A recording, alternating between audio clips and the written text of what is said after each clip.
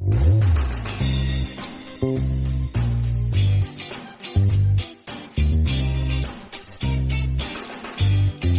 हिंद दोस्तों, शुरू करते हैं आज की क्लास निर्देशांक ज्यामिति के साथ में। निर्देशांक ज्यामिति जिसे बोलते हैं कोऑर्डिनेट ज्योमेट्री, ठीक है, इन इंग्लिश में, है ना। निर्देशांक ज्यामिति हम इसलिए पढ़ने जा रहे हैं, बिना निर्देशांक ज्यामिति जाने हम किसी चीज का ग्राफीय निरूपण नहीं कर सकते, ठीक है। तो आज हम निर्देशांक ज्यामिति का कंप्लीट कंसेप्ट जानने वाले हैं, बेसिक टू एडवांस, ठीक है। तो निर्देशांक ज्यामिति क्या है, कोऑर्डिनेट ज्योमेट्री क्या होता है। यह एक ग्राफ पेपर आप देखे होंगे, ग्राफ का पेपर जिसमें बहुत छोटे छोटे खाने बने होते हैं, लाइन से गिनती वाले पहाड़े वाला आप लिखते थे, नहीं पहाड़ा वाला लिखते थे, वही से बना होता है, लेकिन उसमें और छोटी छोटी लाइनें बनी होती है, वो ग्राफ पेपर होता है, ठीक है। तो उसमें ऐसे एक लाइन होती है, दो लाइनें होती हैं। यह दोनों लाइनें कोई नॉर्मल लाइन नहीं है, इन्हें बोलते हैं संख्या रेखा। क्या बोलते हैं? संख्या रेखा। जो आपको क्षैतिज काट रही है या जो आपको लेटरल काट रही है क्षैतिज, उसे बोलते हैं यक्ष अक्ष। कौन सा अक्ष? यक्ष अक्ष बोलते हैं। और जो ऊर्ध्वाधर काटती है, लंबवत काट रही है, उसे बोलते हैं Y and Y dash, Y अक्ष बोलते हैं। यह होता है सीधे वाली वाई अक्ष, यह होता है यक्ष अक्ष। अब आप लोग बताएंगे कि जीरो के दाहिने तरफ कैसी संख्याएं होती हैं, जीरो के बाईं तरफ कैसी संख्याएं होती हैं। यदि आप संख्या रेखा के बारे में कुछ नहीं जानते तो आप नंबर सिस्टम का पार्ट 1 वीडियो देख सकते हैं, तो आपको संख्या रेखा कंप्लीट नॉलेज वहां से मिल जाएगा। तो यहाँ पे हम बेसिक डिस्कस करते हैं कि संख्या रेखा पे जो होता है, इधर जीरो के बाद क्या होता है, पॉजिटिव संख्याएं होती हैं, 1 2 3, ऐसे ऐसे संख्याएं इधर सोन होती रहती हैं, मतलब अनंत तक जाती हैं। इधर वही माइनस में होता है, इधर 1 हो गया, इधर होता है -1 -2 -3, ठीक है, ऐसे होता है। सेम प्रोसेस इसमें ऊपर की तरफ पॉजिटिव संख्या वाई अक्ष में 1 2 3 ऐसे हुआ, और इधर नीचे की तरफ माइनस में -1 -2 -3 ऐसे होती है संख्या, ठीक है। तो हमने क्या कहा कि निर्देशांक ज्यामिति में दो रेखाएं एक दूसरे को काटती हैं। एक जो ऊर्ध्वाधर रेखा काटती है उसे वाई अक्ष बोलते हैं। इसे कौन सी रेखा बोलते हैं? यह होता है वाई अक्ष होता है, यह होता है वाई अक्ष, और यह होता है यक्ष अक्ष। यह कौन सा अक्ष होता है? इसे बोलते हैं यक्ष अक्ष, ठीक है। यह दो रेखाएं होती हैं और ऐसे ही निर्देशांक ज्यामिति बनता है।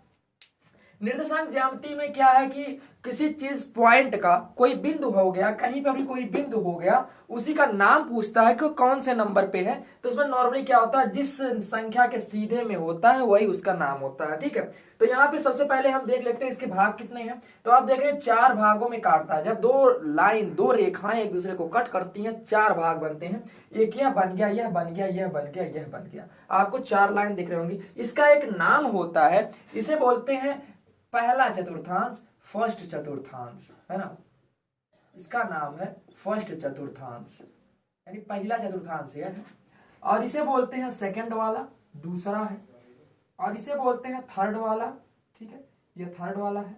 और ये चौथा है, फोर्थ वाला, है ना। पहला चतुर्थांश, दूसरा चतुर्थांश, तीसरा चतुर्थांश, चौथा चतुर्थांश। यह हो गया पहला चतुर्थांश, दूसरा, तीसरा, चौथा, ऐसे होता है, ठीक है, एंटी क्लॉकवाइज, है ना। तो यह हो गया चतुर्थांश। अब बात होती है इसको लिखने का। नाम लिखने का तरीका क्या होता है, इसमें 2 चीज होती है। आप यक्ष अक्ष को क्या बोलते हैं? देखिए यहाँ पे देखिए, यक्ष अक्ष को बोला जाता है, यक्ष अक्ष को क्या बोला जाता है? यक्ष अक्ष को बोला जाता है भुज। क्या बोलते हैं? भुज बोलते हैं, भुज।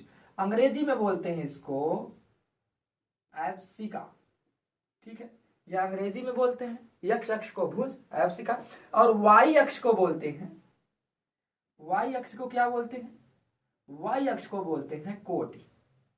इसको बोलते हैं कोटि, अंग्रेजी में बोलते हैं ऑर्डिनेट, ऑर्डिनेट, ठीक है। यह नाम होते हैं, यक्ष अक्ष भुज, वाई अक्ष को कोटि बोलते हैं, ठीक है। यही 2 नाम होते हैं। लिखने का तरीका क्या होता है? सबसे पहला लिखा जाता है नाम यक्ष अक्ष के नंबर को। आप देख रहे होंगे किसी चीज का कोई पॉइंट अगर यहाँ पे हो गया, मान लो यहाँ पर P कोई पॉइंट है और हमने पूछ लिया P का नाम बताओ, तो आप देख रहे होंगे यहाँ पे एक एक्स अक्ष का नाम होगा, एक एक्स अक्ष पे कोई संख्या जो इसके सीधे, हमने क्या बोला, सामने जो संख्याएं होती हैं वही होता है उसका नाम। तो एक एक्स अक्ष पे संख्या मिल रही है, एक वाई अक्ष पे मिल रही है। तो बात यहाँ पर फंसती है, लिखते सबसे पहले किसको है? तो सबसे पहले लिखते हैं एक्स अक्ष को। x अक्ष को पहले, उसके बाद में जो है सेकंड में, और बाद में इसको लिखते हैं y अक्ष, ठीक है, बाद में। तो आपको समझ में आया, पहले x अक्ष को लिखेंगे फिर बाद में y अक्ष को लिखेंगे, है ना, और ऐसे कोई बिंदु हो गया, ठीक है। अब इसको समझ लेते हैं आसानी तरीके से। कहने का मतलब क्या हुआ, जैसे हमने कह दिया कि कोई नाम जो है a, कोई a बिंदु है, जैसे कोई a बिंदु है यहाँ पर है, कोई a बिंदु यहाँ पर है, ठीक है, यहाँ पर कोई a बिंदु है। अब ये पूछा गया कि a बिंदु कहाँ पे आपको दिख रहा है, तो आप कहोगे कि a बिंदु जो है दूसरे चतुर्थांश में है, सेकंड चतुर्थांश में है, दूसरे चतुर्थांश में है a बिंदु। तो इसका नाम कैसे लिखेंगे, तो इसके सामने हम देख रहे हैं इधर 2 है और इधर मान लो आपका -2 है, ठीक है, इधर 2 है उधर -2 है। तो लिखने का तरीका क्या है, ऐसे आप ब्रैकेट बनाओगे, ब्रैकेट बनाए। पहले हमने कहा सबसे पहले क्या लिखते हैं, x अक्ष के नंबर लिखते हैं। पहले x अक्ष के नंबर, x अक्ष ये रहा, x अक्ष ये जो सीधे सामने वाला जाता है 36 और ऊर्ध्वाधर y अक्ष होता है। तो 36 आप देख रहे हैं x अक्ष पे क्या है, -2 है, तो आप यहाँ पे लिखोगे -2, फिर ऐसे कॉमा लगाओगे। इसके बाद लिखना है y अक्ष की वैल्यू, y अक्ष पे +2 है, तो इस +2 को लिख लोगे, हो गया आपका यह नाम। तो a बिंदु जो है -2 और +2 पर स्थित है। तो आप देख सकते हो कि दूसरे चतुर्थांश में a बिंदु इस पॉइंट पर स्थित है। बस यही इतना कंसेप्ट था इस ऑर्डिनेट निर्देशांक ज्यामिति को दिखाने के लिए। यह जो है इतना ही बस कंसेप्ट क्लास 9th के बुक में, क्लास 9th के लिए इतना ही सिलेबस है, इतना ही डिस्कस किया गया है। इसके बाद जो कुछ डिस्कस किया जाएगा वह बोर्ड वालों के लिए बहुत ही इंपॉर्टेंट होने वाला है, बोर्ड एग्जाम के लिए बहुत स्पेशल समझिए इस क्लास को, ठीक है। तो इसमें हम कुछ क्वेश्चन डिस्कस करने वाले हैं कि ऐसे क्वेश्चन कैसे पूछे जाते हैं, किस तरीके के क्वेश्चन पूछे जाते हैं। अब आप नॉर्मली उसे आराम से लगा सकते हो, ठीक है। तो कुछ क्वेश्चन लेते हैं। तो अब हम एक एग्जांपल लेते हैं, इसके लिए एक उदाहरण लेते हैं, इससे आप और अच्छी तरीके से इस थ्योरम को समझ जाओगे कि इस थ्योरम का मेन मकसद क्या है समझाने का, ठीक है। क्वेश्चन है कि 3 और -4, 3 -4, और ऐसे क्वेश्चन पूछा जाता है कि इस पॉइंट को, इस बिंदु को निर्देशांक ज्यामिति में निरूपित कीजिए या आलेखी निरूपण करो, या तो पूछ लेता है कि यह बिंदु किस चतुर्थांश में होगा, यह बिंदु किस चतुर्थांश में होगा। तो आप कैसे जान पाओगे, आप इसको माइंड में करोगे। इसके पहले हम एक छोटा सा एग्जांपल करके देखते हैं कैसे करेंगे। तो आप नॉर्मली ऐसे ही ड्रॉ करोगे एक निर्देशांक पॉइंट। यह क्या होता है, x अक्ष होता है, आप सभी जानते होंगे। अब यह y अक्ष होता है, यह y डैश, यह x और x डैश, ठीक, ए हो गया। बीच में होता है 0, है ना, बीच में होता है 0। अब यहाँ पे पॉइंट लिखा हुआ है। पहले आप मुझे बताइए सबसे पहले क्या लिखा जाता है। तो सबसे पहले लिखा जाता है भुज, भुज लिखा जाता है, मतलब सबसे पहले लिखा जाता है एफ का। क्या लिखा जाता है, एफ का, ठीक है। सबसे पहले भुज लिखा जाता है। तो भुज लिखने का मतलब x अक्ष, सबसे पहले x अक्ष होता है, मतलब ये जो 3 लिखा हुआ है यह x अक्ष की वैल्यू है, यह जो 3 है x अक्ष की वैल्यू है, -4 जो है यह y अक्ष की वैल्यू है। तो अब मुझे बताइए y का वैल्यू माइनस में किधर होगा। आप जानते होंगे कि अब ऊपर जो है y प्लस में होता है और नीचे y माइनस में होता है। तो हम कह सकते हैं जो -4 या नीचे होगा, और ये जो 3 प्लस x अक्ष का इधर पॉजिटिव होता है इधर निगेटिव होता है, तो यह 3 जो है इधर होगा, ठीक है। तो हम कह सकते हैं यह 3 इधर होगा, 1 2 3, ठीक। अब इधर क्या होगा, -1 -2 -3 -4, ठीक है, ऐसे हुआ। तो हम कह सकते हैं कि यह रहा, देखिए -4 y अक्ष की वैल्यू। तो y अक्ष की वैल्यू कोई यहाँ पर और यहाँ पर कोई बिंदु एकदम यहाँ पर कट कर रही होगी। तो यहाँ पर कोई बिंदु, मान लो यह P हो, अगर यह बिंदु P दिया है तो यह बिंदु जो है यहाँ पर P बिंदु कितना है, 3 -4। तो यह हो गया इस बिंदु का आलेखीय निरूपण। इस बिंदु का आलेखीय निरूपण यह हो गया। किस तरीके से निर्देशांक ज्यामिति में इस 3 और -4 का आलेखीय निरूपण करते हैं, इस तरीके से करते हैं। और दूसरा क्वेश्चन हमने क्या कहा कि इस बिंदु का पूछा गया कि किस चतुर्थांश में होगा। तो आप कह सकते हो पहला, दूसरा, तीसरा है नहीं, चौथा। किस चतुर्थांश में है, चौथे चतुर्थांश में है। किस चतुर्थांश में है, चौथे चतुर्थांश में है। तो अब आप देख रहे होंगे कि पहले वाले में इधर भी पॉजिटिव है, इधर भी पॉजिटिव है, इधर निगेटिव, इधर निगेटिव।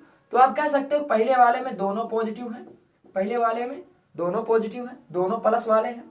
इधर देखो y प्लस में है लेकिन x ऋण में है, तो पहले ऋण हो गया, दूसरे में प्लस हो गया, ठीक है। और इसमें दोनों ऋण है, तीसरे वाले में दोनों ऋण है, चौथे वाले में x प्लस में है और y ऋण में है।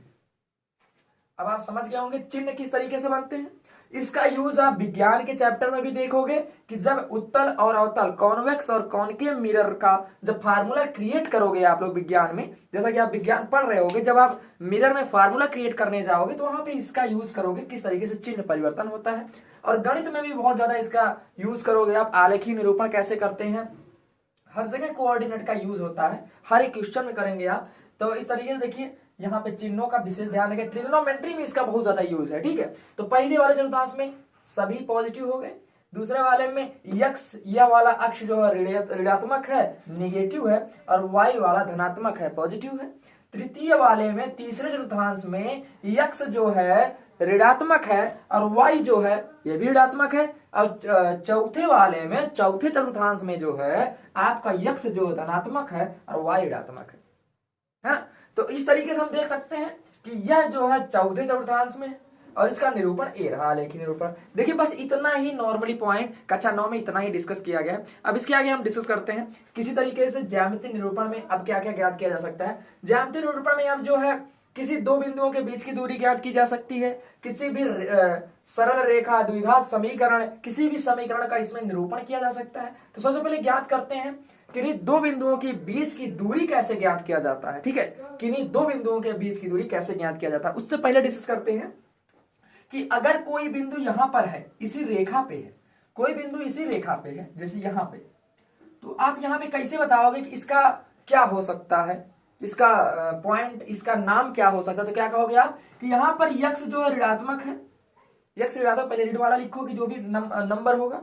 उसके बाद आप कहोगे वाई अक्ष की वैल्यू कितनी है, वाई अक्ष की वैल्यू यहां पर कितना, इसके सीधे 0, वाई अक्ष की वैल्यू 0 है। समझ गए। तो हम कह सकते हैं कि यक्स अक्ष पर y बराबर कितना होता है, 0। यक्स अक्ष पर y बराबर कितना होता है, 0। और y अक्ष पर यक्स का मान कितना है, 0, और यहां पर कोई प्लस होगा y की वैल्यू यहां पर, ठीक है। तो आप यहां पे समझ पा रहे होंगे कि अक्षों पर जो है जिस अक्ष की बात की जाती है, जैसे y अक्ष पे x की वैल्यू, y अक्ष पर x का मान 0 होगा और x अक्ष पर y का मान 0 होगा। यह बात आप समझ पा रहे होंगे बहुत ही आसानी तरीके से, ठीक है। अब जो है इसके आगे डिस्कस करते हैं कि दो बिंदुओं के बीच की दूरी के बारे में। दो बिंदुओं के बीच की दूरी कैसे फाइंड आउट किया जाता है निर्देशांक ज्यामिति में, ठीक है। निर्देशांक ज्यामिति में दो बिंदुओं के बीच की दूरी, दो बिंदुओं के बीच की दूरी, यदि पहला बिंदु है, यदि कोई पहला बिंदु दिया गया, मान लो कि x1 एंड y1 ऐसे दिया जाएगा, और दूसरा कोई बिंदु है x2 y2, यह दो बिंदु है और इसके बीच की दूरी निकालनी है। तो एक फार्मूला बनेगा, क्या फार्मूला याद रखिएगा, फार्मूला है under root x2 minus x1 का whole square plus y2 minus y1 का होल स्क्वायर। आप इस फार्मूले को नोटिस करिएगा कि यदि कोई बिंदु है, कोई बिंदु x1 और y1 कोई बिंदु है और दूसरा बिंदु है x2 y2 कोई बिंदु है, तो आप क्या करोगे कि x2 माइनस x1 का होल स्क्वायर और धन y2 माइनस y1 का होल स्क्वायर, यह उनके उसका अंडर रूट करोगे, वर्गमूल निकालोगे, तो उसके बाद जो निकलेगा वही इन दो बिंदुओं के बीच की दूरी होगी। तो इसको कैसे चेक करते हैं, मान लीजिए कोई सवाल दिया गया, एग्जाम्पल के तरीके से हम देखते हैं। एग्जाम्पल में कोई दिया गया, एग्जाम्पल में मान लीजिए कोई दो बिंदु दे दिया गया, कहा गया कि एक बिंदु है 1 और 2 और दूसरा बिंदु है -2 और 3, यह दो बिंदु हैं और इनके बीच की दूरी निकालो, इनके बीच की दूरी कितनी होगी यह निकालना है। तो आप कैसे निकालोगे, इनके बीच की दूरी कैसे निकलेगी, तो इस फार्मूले में रखोगे। तो हमने क्या कहा, ये हो गया क्या है आपका, यह x1 हो गया और यह क्या है x2 है, यह x1 है, यह y1 है, यह x1 यह y1 है, यह x2 है और यह क्या है y2 है, ठीक है। ये आपको पता चल गया। अब इसी वैल्यू को इस फार्मूले में रखोगे आप, जहां x1 है वहां x1 को, जहां y1 है वहां y1 को, तो रखते हैं। पहले आप क्या बनाओगे, इसे अंडर रूट बना लिए, अंडर रूट बना लिए। अब x2 माइनस x1, जो x2 है, मनवा रखने का क्या है कि बहुपद का आप पहला वाला वीडियो जब देखे होंगे तो बहुपद के पहले वीडियो को देखने के बाद आप यहाँ बिल्कुल झुकोगे नहीं, क्या बोलते हैं, झुकेगा नहीं, तो झुकोगे नहीं आप, तो यहाँ झुकना नहीं है, बिल्कुल क्वेश्चन करते जाना। कैसे मान रखते हैं, x2, पहले x2 को ढूंढो, -2, तो आप ऐसे बनाओगे, -2 लिख दिए, x2 की जगह पर आप -2 लिख दिए, उसके बाद क्या करना है, माइनस का चिन्ह लगा दिए, लगा दिया माइनस का चिन्ह, उसको क्या लिखना है x1, क्या लिखना है x1 कितना है 1, अब इसका होल स्क्वायर कर देना है प्लस।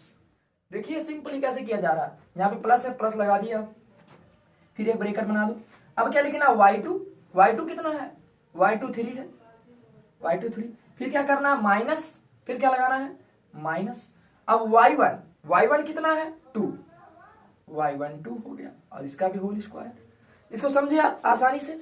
अब क्या करते हैं, फिर अंडर रूट लगा दो, -2 -1 कितना हो गया, ये भी कर्जा है ये भी कर्जा है, आप लोग क्या करोगे, 2 में से 1 घटा दोगे, नहीं जी, -2 जो है कर्जा है, -2 क्या है कर्जा है, और 1 रुपया का टाफी लोगे कर्जा हो गया, उधारे लिए थे, कर्जा का कर्जा हुआ, कितना कर्जा हो गया -3, इसका होल स्क्वायर हो गया और धन 3 में से 2 जाएगा, कितना बचेगा 1 का स्क्वायर, ठीक है कर दिए।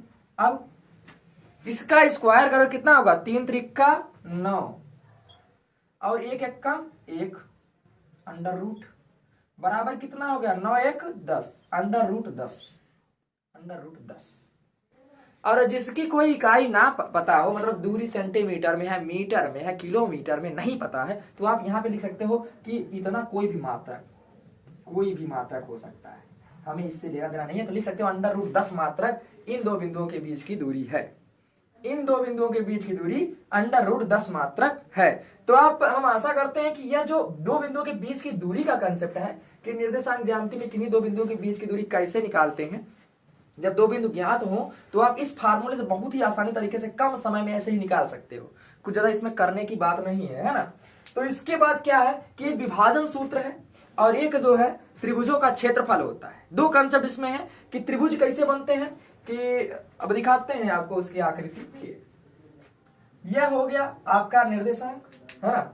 यहां पर अगर कोई 3 बिंदु दिया हो, अब तक आप निकाल रहे थे कि जैसे हमने क्या कहा कि 2 बिंदु था, यहाँ पर 1 था, यहाँ पर 2 था, और एक क्या था, मान लो कि 3 है और -4 है, 3 है और -4 है, तो 3 है और -4 यहाँ पर होगा क्योंकि इधर y ऋणात्मक होता है, 3 -4। अभी 2 बिंदु था तो यही जो रेखा इनके बीच की दूरी जो है यही निकालना है। और इसी को निकालने के लिए हमने फार्मूला बनाया है।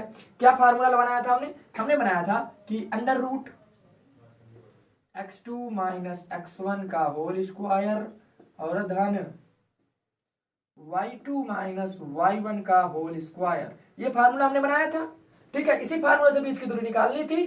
अब आप निकाल लोगे बहुत ही अच्छा तरीके। देखिए अब जो है अगर आप झुके तो आपका नाम पुष्पा नहीं है, पुष्पा फ्लावर ही हो जाओगे आप, फायर बनना है। पुष्पा क्या है यहाँ पे, फायर है। तो फायर बनने के लिए आप फार्मूला सीख चुके हो, बिल्कुल फायर तरीके से करेंगे कि x2 कितना है, कुछ भी ले लो इसी में से। यह अगर हमने ले लिया x1 y1 और यह हो गया x2, यह हो गया y2, हो गया ना। x2 कितना है लिख दो, अंडर रूट बनाए, देखो ऐसे ही फायर करोगे।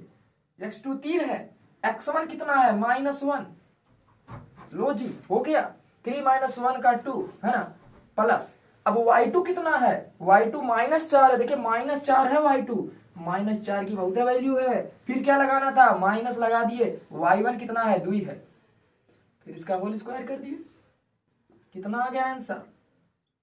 3 में से 1 जाएगा, कितना बचेगा 2, वो बचेगा, और 2 का स्क्वायर करोगे कितना होगा, 2 दूना 4, ये हो गया 4 और धन। अब देखिए माइनस माइनस कर्जवे वाली बात हो गई, 4 है और 2 कितना हो गया 6, -6, और 6 का स्क्वायर करोगे 6 के 36, 6 के 36 हो गया, और 36 में अगर 4 जोड़ोगे 40 हो जाएगा, 36 और 4 40, अंडर रूट 40 मात्रक आ गया इनके बीच की दूरी, अंडर रूट 40 मात्रक आ गया इनके बीच की दूरी। तो इस तरीके से हमने देखा एक रेखा के बीच की दूरी निकालना है, इस दो बीच की दूरी निकालना है। तो यहाँ पे आप पुष्पा नाम के फ्लावर नहीं बने हो, यहाँ पर निकाल के आप बिल्कुल फायर हो गए, झुके ही नहीं, तो पुष्पा झुकेगा नहीं, तो यहाँ नहीं झुकेगा आप। ये हो गया दो बिंदुओं के बीच की दूरी का कंसेप्ट। अब हम देखते हैं विभाजन सूत्र, है ना। विभाजन सूत्र क्या होता है, विभाजन सूत्र मतलब जब कोई रेखा, जैसे ये कोई रेखा है, यही कोई रेखा है, तो यदि इसके रेखा का नाम कुछ भी रख दो, ए बी रेखा है, कोई ए बी रेखा है। ए का जो निर्देशांक है x2 y2, बी का निर्देशांक है x1 y1, ठीक है, इसका निर्देशांक दिया गया है। इसको कोई रेखा जो कट कर रही है, यह कोई रेखा जो कट कर रही है, और इस रेखा को अनुपात में कितने, m1 और m2 अनुपात में विभाजित कर रही है। m1 अनुपाते m2, मतलब m1 अनुपाते m2 के अनुपात में विभाजित कर रही है इस रेखा को, तो यह बिंदु किस बिंदु से कटता है, यह रेखा किस बिंदु से कटता है कि यह रेखा m1 अनुपाते m2 के अनुपात में विभाजित हो जाती है। तो अब ई अगर ज्ञात करना है तो इसमें कौनो दिक्कत नहीं है। कौनो दिक्कत कैसे होगी कि जब ये रेखा ज्ञात करी, मान लिया कि बिंदु है एक्स वाई, मान लिया यह बिंदु कौन सा है, यह बिंदु है एक्स वाई, मान लिया यह एक्स वाई बिंदु से कट कर रही है, मान लिया। तो इसके लिए फार्मूला है छोटा सा, बिल्कुल आपको बहुत ही आसानी तरीके से याद होगा, बहुत ही आसान से, कोनो प्रॉब्लम नहीं होने वाली इसमें। कैसे याद होगा, देखिए यक्स बराबर, मतलब इसकी वैल्यू यक्स बराबर कितना आएगा कि m1 जो हाई अनुपात है m1 गुणा करोगे आप किसमें, x2 में, m1 का गुणा x2 में करने वाले हो, m1 का गुणा x2 में करोगे और धन करोगे m2 गुणा x1। पहले क्या करना है, m1 गुणा x2, m1 गुणा x2 धन m2 गुणा x1। हमारे साथ बोलिए, m1 गुणा x2 धन m2 गुणा x1 बटे में m1 धन m2। m1 m2 क्या है, अनुपात है, ठीक है। ये x बराबर हो जाएगा, y बराबर क्या होगा, वही प्रोसेस m1 का गुणा y2 में और m2 का गुणा y1 में करके जोड़ दो, m1 का गुणा y2 में और m2 का गुणा y1 में करके जोड़ दो और भाग दे दो m1 और m2 को जोड़ के, कौनो दिक्कत नहीं होगी इसमें। ये हो गया छोटा सा फार्मूला, है ना। इस पे एक छोटा सा सवाल लेते हैं, उस बिंदु के निर्देशांक ज्ञात कीजिए जिसमें दिए गए हैं दो बिंदु हैं, पहला है 4 और -3 और दूसरा बिंदु है 8 और 5, दूसरा बिंदु है 8 और 5। ये हाई स्कूल के बुक से क्वेश्चन है, पहला है 4 - 3 और दूसरा बिंदु है 8 और 5। यह जो है 3 अनुपाते 1 के अनुपात में विभाजित होता है, यह जो है किसी बिंदु से अनुपात क्या है, 3 अनुपाते 1 के अनुपात में विभाजित होता है। यह लिखा है एक रेखा है जिसके बिंदु के ये रही दो बिंदु है 4 - 3 8 5, यह 3 अनुपाते 1 के अनुपात विभाजित होता है। तो वह बिंदु ज्ञात करो, वह बिंदु ज्ञात करो जिसपे यह रेखा विभाजित होती है। मान लो यह 1 है, यह 3 है, तो वह बिंदु ज्ञात करो जो ई बिंदु है कितना होगा। इस फार्मूला से निकालते हैं, तो यक्स बराबर क्या निकालना है, बिल्कुल नहीं, अगर आप इसको मान लिए यक्स समान ई हो गया y1, ई हो गया x2, ई हो गया y2 और ई हो गया m1 और ई हो गया m2, कौनो दिक्कत नहीं है। अब देखते हैं यक्स बराबर m1 का गुणा किसमें करोगे, m1 का गुणा x2 में करना है, तो भाई 3 है, भाई 8 है, देखो यही फार्मूला कर रहे हैं, m1 का गुणा x2 में, 1 का गुणा 2 में, m1 का गुणा x2 में करो, 8 तिरिक 24, 8 तिरिक 24 और धन, फिर क्या करना था, m2 का गुणा x1 में करना था, m2 का गुणा x1 में करना था, m2 का गुणा x1 में, 1 का गुणा 4 में, 4 1 कम में 4, और फिर क्या करना था, फिर इस m1 m2 को जोड़ देना था, 3 धन 1 बराबर 4 कर दिए। 24 और 4 कितना होता है, 28, और 28 में 4 से भाग दोगे और 4 सते 28, आ गया यक्स का मान 7। वैसा y का निकाल लो, y का क्या करना था, m1 का गुणा y2 में, m1 का गुणा y2 में, तो 3 और 5, 5 3 15, 5 3 15 धन, m2 का गुणा y1 में 1 और -3 गुणे 1 करो, कितना हो गया, -3 1 का -3, तो -3 1 का -3 हो गया। अब फिर इसको जोड़ देना था, 3 और धन 1 बराबर कितना हो गया, 4 हो गया 4। अभी जो प्लस और माइनस का गुणा क्या होता है आपको सिखाया गया है, प्लस माइनस माइनस होता है, तो 15 में से 3 घट जाएगा तो कितना बचेगा, 12 बचेगा, 12 को बचेगा तो 4 से जब भाग दे दोगे ना तो 4 3 12 हो जाएगा। ये हो गया y हो गया x, तो आंसर कितना आएगा कि किस बिंदु से विभाजित होती है, तो बिंदु क्या हो गया, पहले भुज लिखते हैं फिर कोट लिखते हैं, वह बिंदु है 7 और 3, 7 और 3 वाले बिंदु से विभाजित होगा, तब जाके 3 अनुपाते 1 के अनुपात में यह रेखा विभाजित होने वाली है।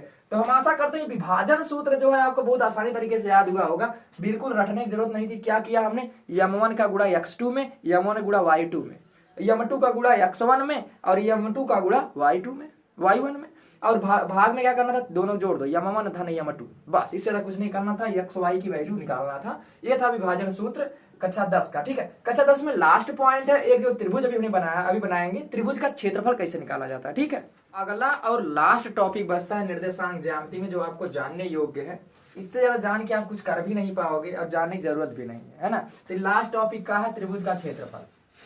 त्रिभुज का क्षेत्रफल कैसे निकालते हैं, देखिए ऐसे दिखा दिया गया त्रिभुज बना है, आकृति देखिए 3 भुजाओं से घिरी आकृति त्रिभुज है, और त्रिभुज का कंप्लीट कंसेप्ट जियोमेट्री क्लास में डिस्कस किया जाएगा, है ना। तो यहाँ देखिए त्रिभुज है, दिख रहा है 3 भुजा द्वारा। तो त्रिभुज में क्या दिख रहा है कि x1 y1 एक बिंदु है, यहाँ पर x2 y2 एक बिंदु है, यहाँ पर x3 y3 एक बिंदु है। अभी इसका हम बोल दें कि बताओ इसकी लंबाई कितनी है, तो आप क्या 2 बिंदुओं के बीच की दूरी से निकाल लोगे, इसका भी 2 बिंदुओं के बीच की दूरी से, इसका भी 2 बिंदुओं के बीच दूरी से। अब अगर हम पूछें कि अगर ये फार्मूला हम ना बताएं आपको और इससे पता कर लिए, लंबाई से भी पता कर लिए, तो किस फार्मूले से आप इसका क्षेत्रफल निकालोगे, हीरो जी का फार्मूला, हीरोन के फार्मूले से आप इसका क्षेत्रफल निकालोगे तो सदियां गुजर जाएंगी लेकिन वो झुक जाएगा। झुकना नहीं है, सदियां नहीं झुकाना, सदियां नहीं गुजारनी है। इसके लिए एक छोटा सा फार्मूला है, बिना दूरी के बिना कुछ निकालने इस फार्मूले आप पुटअप करोगे वैल्यू और तुरंत उसका क्षेत्रफल निकलेगा।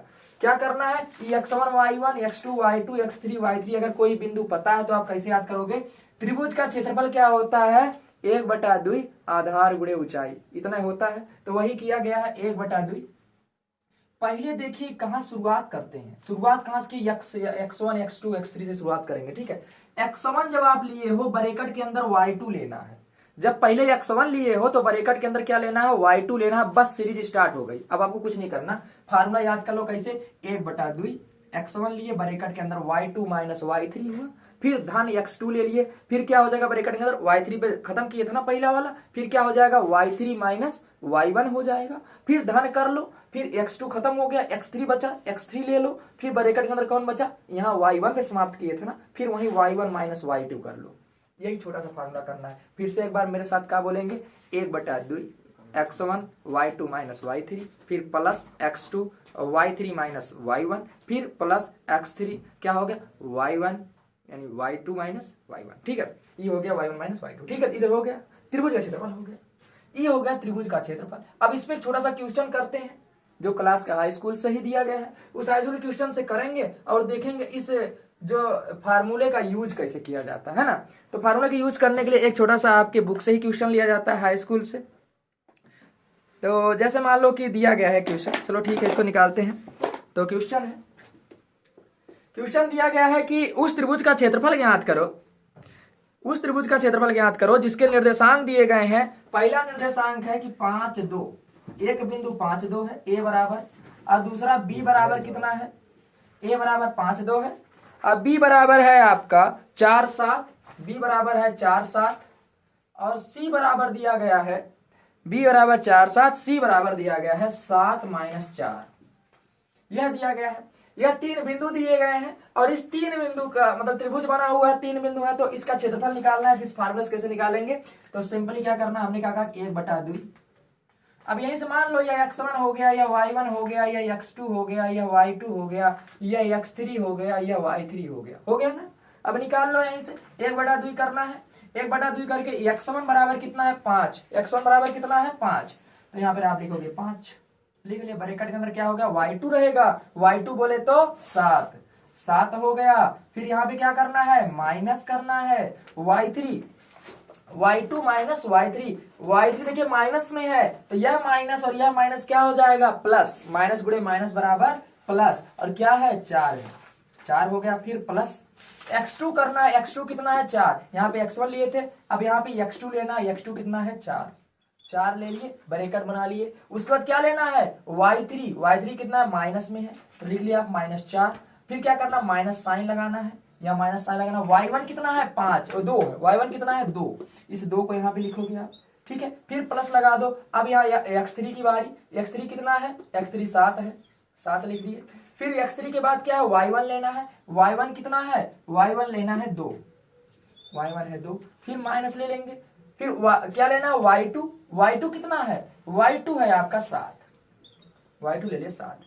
यह हो गया आपका कंप्लीट वैल्यू पुट। अब इसको हल कर लेते हैं, 1/2, 5 गुणे 7 4 11 प्लस -4 और -2 क्या हो गया -6, और -6 मतलब 4 गुणे -6, ठीक है, 4 गुणे -6, 4 गुणे -6, 4 गुणे -6, और फिर धन 7, 2 में से 7 जाएगा मतलब माइनस में आएगा, -5 आएगा, तो 7 गुणे -5 इतना हो गया। अब गुणा कर लेते हैं, 1/2 11 पचे 55, है ना, 11 पचे 55, ठीक है, 11 पचे 55।